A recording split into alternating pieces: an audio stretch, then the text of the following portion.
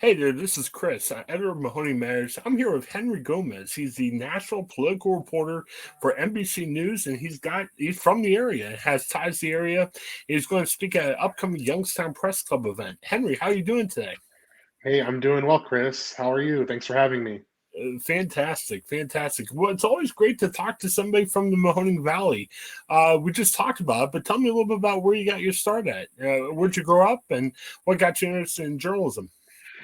Yeah, so born in Youngstown, grew up in Boardman with my family, Boardman High School grad in '99, Youngstown State grad in 2003. Gosh, this is 20 years since I've graduated from college, which makes me feel really, really old.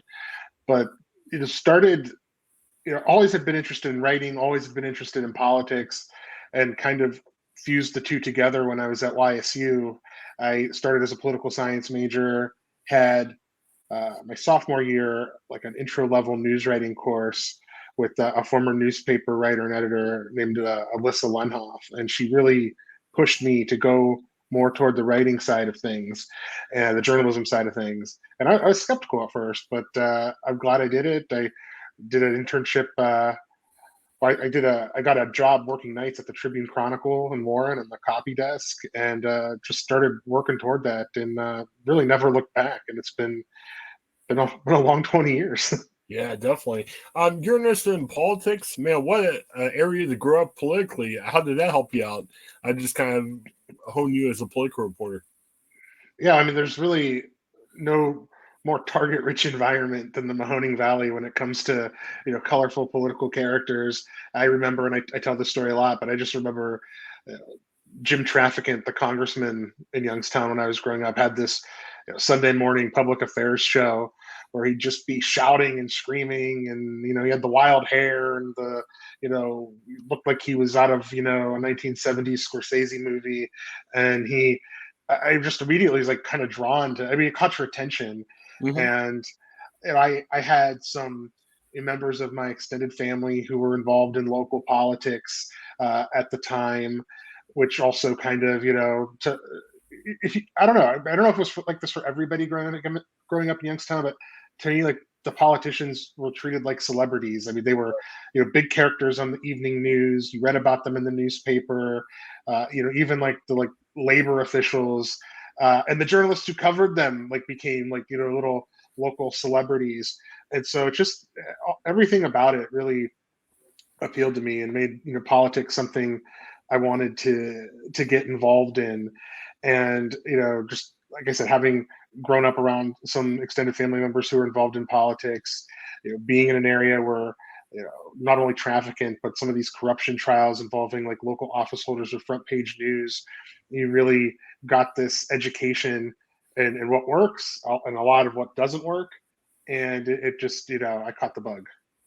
Yeah, like I said, a lot of just well-known, politicians from Youngstown area. And I'm thinking too, if you being in the business for 20 years, it's kind of mirrored Tim Ryan. And obviously Tim Ryan didn't have as much of the personality as Jim Trafficant. Probably hard for anyone to have that much personality. But what was it like covering Tim Ryan? Because as you went to the national level, obviously Tim Ryan served in the national level.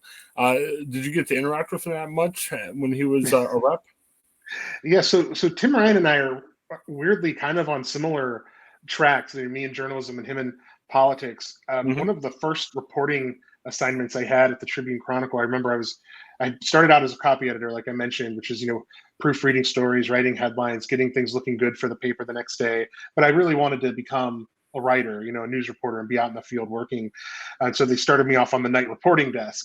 And I Hmm. remember one night, and this is while Trafficant was on trial, and nobody knew if he was going to be even able to run for office again. And there were these rumblings of Tim Ryan, who was then I think a state senator, Hmm. was going to go for the seat. And so we get a call on the night desk that Tim Ryan wants to talk to the reporter on duty because he's going to be making his announcement the next day, and he wanted to give his hometown paper, the Tribune Chronicle, the scoop. And Hmm. so I'm the low man on the totem pole, and happened in this place. It was like the right place at the right time because I'm the only one that's able to handle this story because I'm the only one working. And I'm on the phone with Tim Ryan, and he's like, hey, buddy, it's Tim. I don't think I'd ever talked to him before. Tells me that he's going to announce the next morning. Wrote a little story. I think it was on the front page of the Trib the next day. And so I joke about it. I've joked about it with him since, because I broke the story of him running for Congress. I covered a little bit of that campaign for the Trib and then for the Jambar, the YSU student newspaper.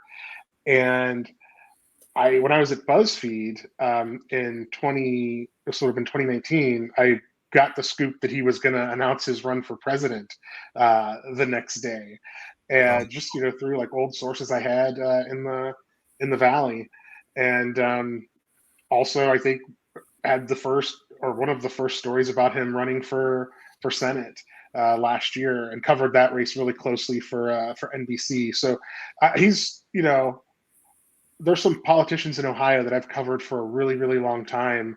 And I guess there'd be no one longer than Tim Ryan, because that would have been 2002, like right at the start of my career at the Trib. Wow. So you see where you guys go in the future. I mean, obviously you're not going with him, but it seems like your careers, mirror each other. It's really interesting. In Ohio, obviously Trump has been the big news, when he ran for office. It's interesting. A lot of people look at Youngstown more as Democratic state with the labor unions and everything. But Trump was interesting because, he had that famous speech where he said, don't sell your houses. Everything's going to be okay here. And that turned.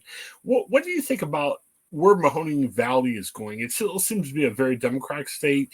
Do you see it kind of shifting? Because I know Trump made people happy for a while, and some people are still upset with him.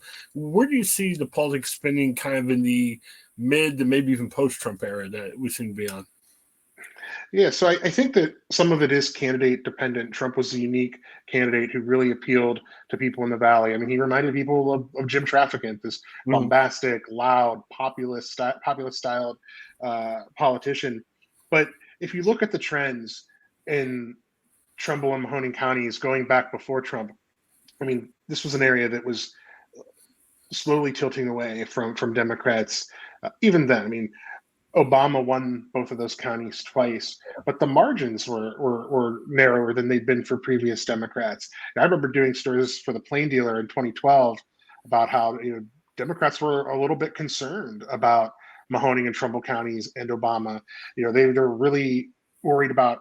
They weren't worried about losing. They were worried about the margins narrowing to the point where Mitt Romney could win Ohio because he kept it close enough in Mahoning and Trumbull County. But if you look from like Ashtabula County and just like head south, go down Route 11, from Ashtabula down to Steubenville, and these are areas that used to be overwhelmingly Democratic, but they have trended toward Republicans. And I think that's a realignment that's happened in the micro level in the Valley, but has happened nationally as well. You're seeing the old working class Democrats, especially in the industrial Midwest, have aligned more with the Republican Party over issues such as trade, which the Republican Party used to be the free trade party. I mean, they were one of the parties that led on some of these deals like NAFTA that people in the Valley were railing against, decades ago. But over time, people have gotten so angry about what that's meant for the job market locally that it's been bad news for Democrats. And the Democratic Party has not found the right balance of messaging for working class voters, voters from big cities. It's allowed the Republicans in the vessel of Donald Trump to really run away with things in those areas. It's interesting comparison with Trump and Trafficant because it's kind of like those larger than life characters. Who knows what happens? Trump's on trial now, but assuming he's able to run and still runs, do you think his message could still resonate in 2024? I mean, we're a little bit different. I mean, maybe talk about Mahoning Valley or the country since you're covering the whole country for it.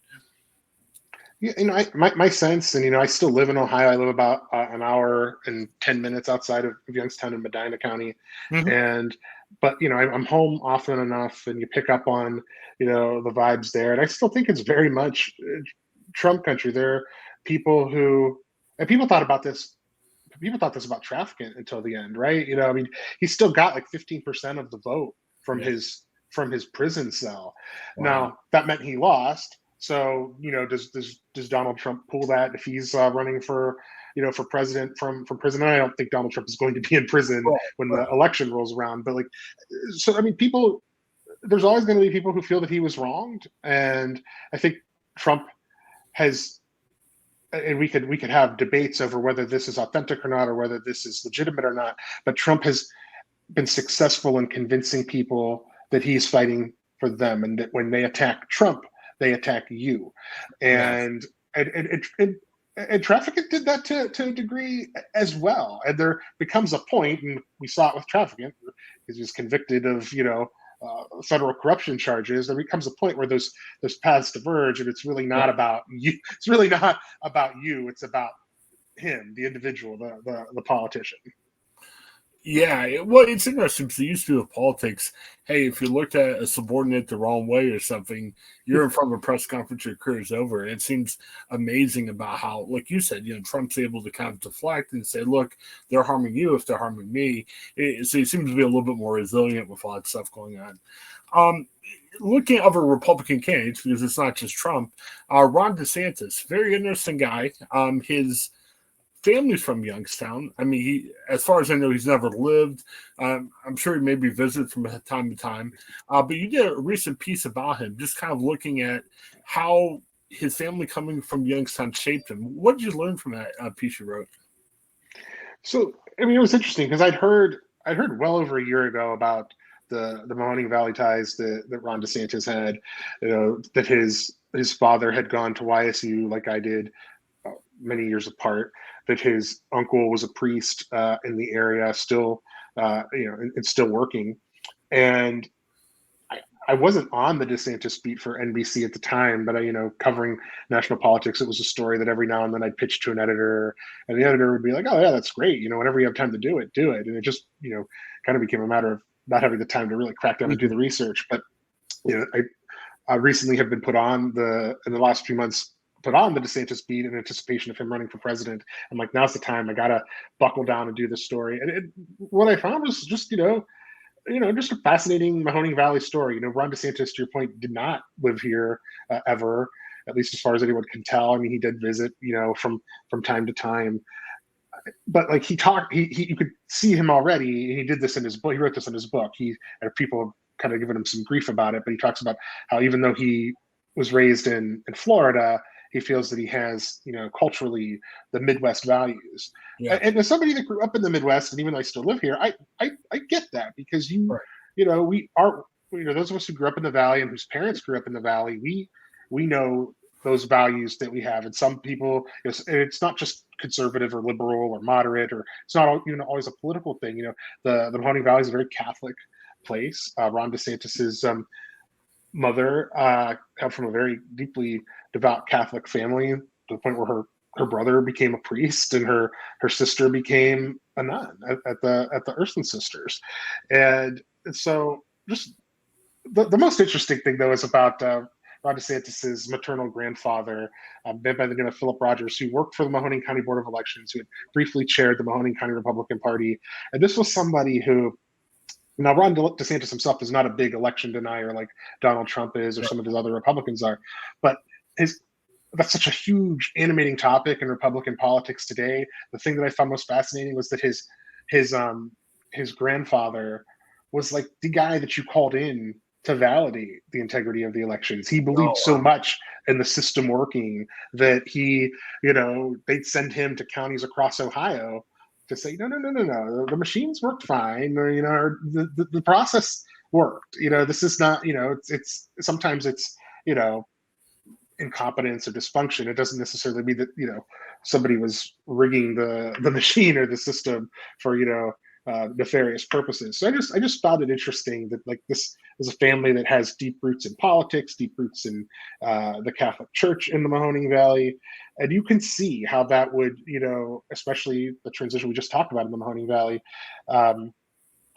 that could trickle down into somebody who is very socially and culturally conservative, because even the Mahoning Valley was always a very democratic place. The older generations, definitely, when it came to cultural issues and social issues, tended to be more conservative. Tim Ryan, when he came up, He was pro-life. He was pro-gun. He was much more conservative for a Democrat at the time. Yeah, and he still kind of tried to lean more moderate, even in his last election too. He did, yeah.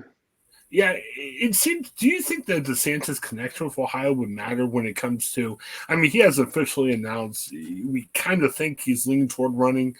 Do you think that'll make any difference in Ohio if he chooses to run for president, or is it that everyone seems to be very either pro-Democrat or pro-Republican? Will it matter, or won't it? You think? I think it'll help him get some, good. I think it may help with some local media coverage. I mean, when DeSantis gave a speech last year in Youngstown in support of J.D. Vance, Senate campaign, I think it was WFMJ did a little story about getting at some of these family connections that I read about in great detail a few weeks ago. And so I think that he can count on that. I think that one thing, having grown up in the Valley, I know is that we're very proud of our own, and there will be plenty of people. Even people who didn't really know his grandparents will be like, "Oh, I remember, Ron DeSantis' grandfather." Like everybody's going to have a story, and there'll be some hometown pride there. I don't know that translates into a whole, meaningful bushel of votes or anything. I think there is something to the fact that it helps him relate to people in the area more. He may understand the challenges that they face. His father grew up just across the border in Aliquippa, Pennsylvania. He knows a lot about the plight of the steel industry. I think that's all stuff that can make him conversationally attuned to what voters in the Mahoning Valley are going through. And I think as Ohio at large goes, I mean, it's such a Republican state now. I mean, Trump won twice by 8 points, and like Mike DeWine won his first term for governor by, I think, 4 or 5. So it's just really hard. The only Democrat in the state that's had sustained success is Sherrod Brown. He's up for re-election next year, but coattails usually don't work in reverse. The Senate candidate doesn't usually pull the presidential candidate along with them. So, I mean, I think whoever the Republican nominee is next year is going to be favored to win Ohio. It's not the fiercely competitive battleground state it once was. But I do think, if DeSantis is the nominee, he will, his Ohio roots will give him a little bit of a, I don't know, maybe some extra credit. Thinking about the Youngstown Press Club that you're going to speak to, journalism's changed so much. I mean, I think we're still doing the same thing, but from how we're doing it, from recording podcasts like we're doing now to other stuff, it's definitely changed from where it was 30 years ago. What do you think the future of journalism is? Are you still hopeful? Do you think everyone's adapting like they probably should during a time like this?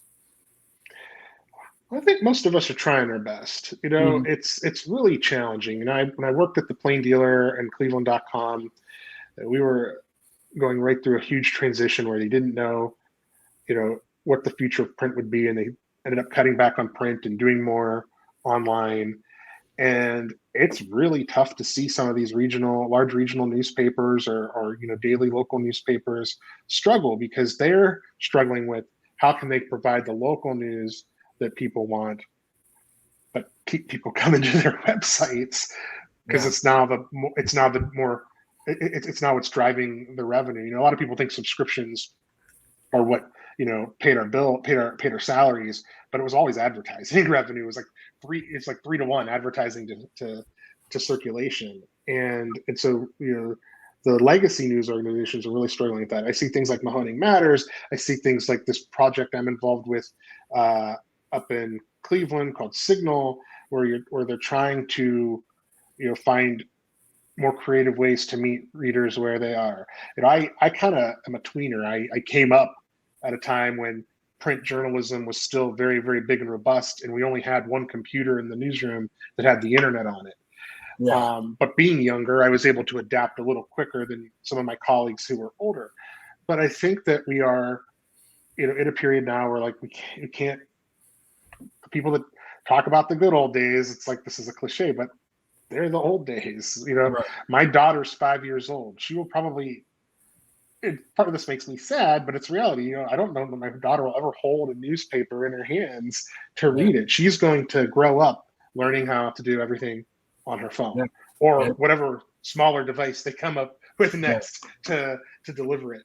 And I think it's good and it's healthy to be ahead of the curve on those things, or to try to anticipate what's next. And that's been a real challenge for the news industry. I mean, it's a challenge for me. Yeah. But I'm hopeful. I think that there's always going to be a need for quality, independent, and unbiased news. It's harder and harder with all these louder voices on either side of the political aisle, competing with you on the internet or on television. But the best thing we could do to prove our relevance is to keep doing a good job and keep, you know, be mindful and respectful of the facts. One other thing I like about it too is sometimes the alternative places like in Mahoning Valley or Signal, you're getting more veteran reporters. Where when this Yeah. whole thing first started, it used to be, hey, if you're a veteran reporter editor, you're at the Plain Dealer or USA Today. And the thing I like about now is we're getting people like me, experienced people, coming to some of the alternative places, and hopefully that makes journalism better as a whole, not just for one thing or another. What do you plan on talking about during your at Youngstown Press Club? So I hope I haven't given it too much of it away already, but I will talk about how Youngstown, shaped me into becoming a political reporter. From the personalities I watched on TV to the journalists I learned from, whether by you know reading or watching their stories, or learning from them, in the classroom or the newsroom. And talk a little bit about some of the fun. I'll try to find some fun stories to weave in from the campaign trail, people I've met along the way. And really, I mean, I'm overwhelmed by the invitation to come, and some of the feedback I've heard since the invitations went out. I feel like the pressure's on to give a good speech. Really, just hope it's a love letter to Youngstown, because it's still a very important place to me, and my family's still there, and it's I would not be where I am without the upbringing and the education that I had on all levels in Youngstown. So. Yeah, fantastic. Well, like I said, check it out. Henry Gomez, NBC national political writer. He's coming back to Youngstown. Believe it's May, right? No, I think it's next week, April 26th. Oh, April 26th. I'm thinking something else. So April 26th, we'll have information on how to reach out to people to see if you can still get in to check it out. But Henry, thanks so much for your time. Hang out for a second afterwards, and have a great day. This is Chris from Mahoning Matters. Thank you.